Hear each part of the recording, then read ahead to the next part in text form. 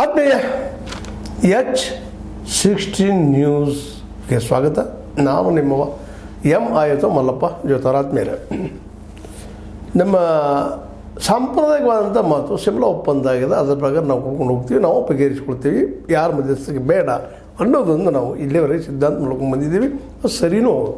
ಯಾಕೆ ಇಲ್ಲಿವರೆಗಿನ ವಿಶ್ವದ ರಾಜಕೀಯ ಡೆವಲಪ್ಮೆಂಟ್ ನೋಡಿದಾಗ ನಾವು ಕೇವಲ ಈ ಗಡಿಗಳ ನೆಲೆಗಟ್ಟಿನಲ್ಲೇ ಸಮರ ಅಂದರೆ ಯುದ್ಧದ ನೆಲೆಗಟ್ಟಿನಲ್ಲೇ ನೋಡ್ತಾ ಬಂದಿದ್ದೀವಿ. ಮತ್ತು ಯುದ್ಧಗಳಿಂದ ನಾವೊಂದಿಷ್ಟು ಕಾಶ್ಮೀರನ್ನು ನಮ್ಮೊಳಗೆ ಇಟ್ಕೊಂಡಿದ್ದೀವಿ, ಇನ್ನೊಂದಿಷ್ಟು ಪಾಕಿಗಳು ಇಟ್ಕೊಂಡಿದ್ದಾರೆ, ಪಾಕಿಸ್ತಾನ ಇಟ್ಕೊಂಡಿದ್ದಾರೆ. ಇವರಿಬ್ಬರ ಮಧ್ಯದಲ್ಲಿ ಕಾಶ್ಮೀರ, ನಿಜವಾದ ಕಾಶ್ಮೀರ ತೊಳ್ಳಾಡ್ತಾ ಇದೆ ಅನ್ನೋದನ್ನು ನಾವು ಒಪ್ಪಲೇಬೇಕಾಗ್ತದೆ. ಯಾಕಂದ್ರೆ ಒಂದು ಕಡೆ ಪಾಕ, ಇನ್ನೊಂದು ಕಡೆ ಭಾರತ. ಇವ್ರ ನಡುವೆ ಕಾಶ್ಮೀರಿಗಳಿಗೆ ತಮ್ಮ ಜನ ಇಸ್ಲಾಂ ಧರ್ಮದವರು ಅಂತ ಹೋಗ್ಬೇಕಂತ ಆಸೆ, ಜೊತೆಗೆ ಭಾರತದ ಲಿಬ್ರಲ್ ಇದ್ದಂಥ ಪ್ರಜಾಸತ್ತಾತ್ಮಕವಾದಂಥ ಒಂದು ವ್ಯವಸ್ಥೆ ಇರುವಂಥದ್ದು, ಇಲ್ಲಿ ಇರಬೇಕು ಅನ್ನೋಂಥದ್ದು, ಇವೆರಡೂ ಬೇಡಪ್ಪ ನಾವು ಸುಂದರ ಇರ್ತೀವಿ ಅನ್ನೋಂಥದ್ದು, ಇವೆಲ್ಲವೂ ಕಲಸು ಮೇಲೋಗರಾಗಿದೆ ಕಾಶ್ಮೀರಕ್ಕೆ. ಅಂಥ ಕಾಶ್ಮೀರಕ್ಕೆ ನಾವು ಒಂದು ನಿರ್ಧಾರ ಮಾಡಿದ್ದಪ್ಪ ಶಿಮ್ಲಾ ಒಪ್ಪಂದ ಪ್ರಕಾರ ನಾವು ಕುಂತ ಮಾತಾಡಿ ಬಗೆಹರಿಸ್ಕೊಳ್ತೀವಿ, ಮೂರನೇದವ್ರು ಬೇಡ.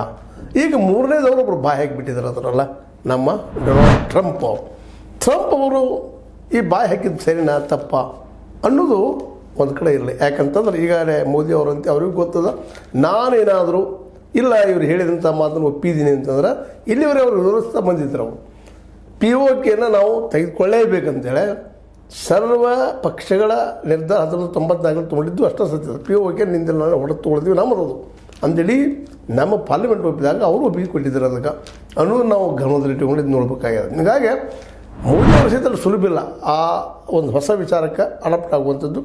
ಯಾಕಂದರೆ ಕಾಂಗ್ರೆಸ್ ಈಗಾಗಲೇ ನಿಧಾನಕ್ಕೆ ಟ್ರಂಪ್ ಯಾರು ನಮ್ಮ ಮಧ್ಯದಲ್ಲಿ ಅಂತ ಪ್ರಶ್ನೆ ಮಾಡ್ತಾ ಇದ್ದಾರೆ. ಮತ್ತು ಸರಿನೂ ಹೌದು, ತಪ್ಪಂತ ಅಲ್ಲ. ಆದರೆ ಎಲ್ಲರನ್ನೂ ಸಮಯ ನೋಡ್ತಾ ಕೂಡೋದಿಲ್ಲ, ಕಾಲು ನೋಡ್ತಾ ಕೂಡೋದಿಲ್ಲ.